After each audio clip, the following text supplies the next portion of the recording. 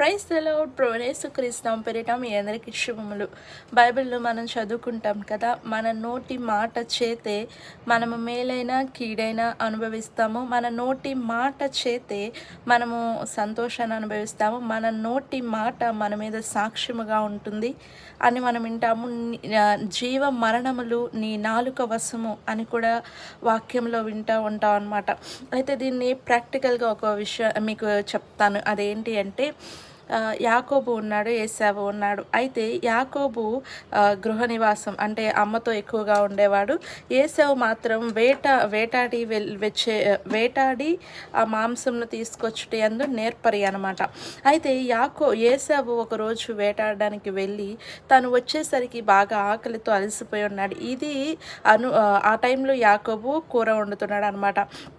ఇది పసిగట్టి తన ఆకలిని పసిగట్టిన యాకోబు ఏమంటాడంటే, ఏసావు అడుగుతాడు, నాకు ఇది నువ్వు వండుతున్న దాన్ని కొంచెం నాకు పెట్టు అంటే యాకోబు అంటాడు, నీ జ్యేష్ఠత్వాన్ని నాకు అమ్మి వేసేయి, అప్పుడు నీకు ఇది ఇస్తాను. అంటే నేను చచ్చిపోతున్నాను కదా, ఇంకా నేను ఈ జ్యేష్ఠత్వంతో ఏమి చేసుకోగలను అని చెప్పి అతనికి ఆ యొక్క జ్యేష్ఠత్వాన్ని వదిలేస్తున్నాను అని చెప్పి తన యొక్క తమ్ముడి దగ్గర కూరని వంటని తీసుకొని తిని అక్కడి నుంచి తిరిగి లేచి వెళ్ళిపోయినట్లుగా చూస్తాము. ఆ విధంగా తన జ్యేష్ఠత్వాన్ని అతను తృణీకరించినట్లుగా మనం చూస్తాము. మరి నిజంగానే అది జరిగింది కదా. ఏశావు పొందవలసిన ఆ జ్యేష్ఠత్వపు యొక్క ఆశీర్వాదాలన్నీ పొందాల్సిన ఆశీర్వాదాలన్నీ కూడా యాకోబు పొందుకున్నట్టు మనం బైబిల్లో చూస్తూ ఉంటాం అన్నమాట. నేను ఎందుకు చెప్తున్నానంటే, ఆ రోజుల్లో మరి ఈ రోజుల్లో అయితే పేపర్ డాక్యుమెంట్స్ అవి ఇవి చాలా ఉన్నది, చాలా ప్రాసెస్ కూడా ఉంది కదా. ఒక ఆస్తి ఒకళ్ళ మీదకి రావాలి, లేదా ఒకరికి సంబంధించింది ఇంకొకళ్ళ మీదకి రావాలి అంటే చాలా డాక్యుమెంట్స్ ఉండాలి కదా.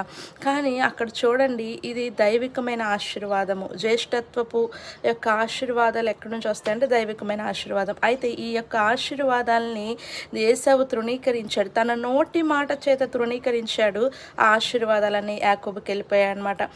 ఈ విధంగా నోటి మాట చేత దేవుని దగ్గర నుంచి వచ్చే ఆశీర్వాదాలని మనం తృణీకరించుతున్నాం, పోగొట్టుకోవచ్చు, పొందుకోవచ్చు కూడా. కాబట్టి మన నోటి మాటల్ని చాలా జాగ్రత్తగా కాపాడుకోవాల్సిన వారంగా ఉన్నాము.